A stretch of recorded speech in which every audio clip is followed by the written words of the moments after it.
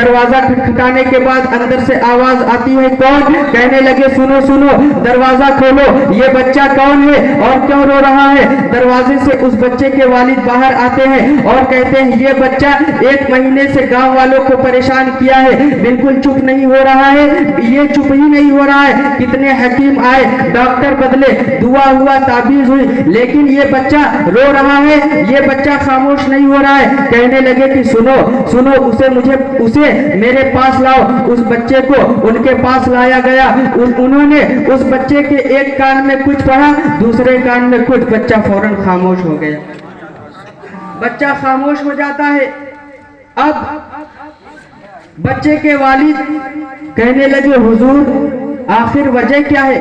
हमने 1 महीने से इसकी दवा की, दुआ कराई, ताबीज पहनाई, मगर कुछ असर नहीं हुआ।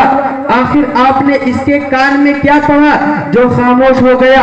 तो वो बुजुर्ग कहने लगे सुनो, इसकी माँ कुरान की हाफिजा है, इसकी माँ ने कुरान का हिफ्ज किया है। कहने लगे हाँ हाँ, इसकी माँ हाफिज कुरान है। कहने लगे सुनो, जब ये माँ के पेट में था, जब ये बच्चा माँ के पेट में था, इसकी माँ ने इतना कुरान पढ़ा, इतना कुरान पढ़ा, इतना कुरान पढ़ा कि इसकी रूह की गिज़ा कुरान की तिलावत बन गई, इसकी रूह की गिज़ा कुरान की तिलावत बन गई। अब जब ये पैदा हुआ, माँ जस्ती में चली गई, माँ नापाकी में चली गई, कुरान तो पढ़ नहीं सकती थी और ये रोने लगा तो तुम इसे बीमार समझ बैठे।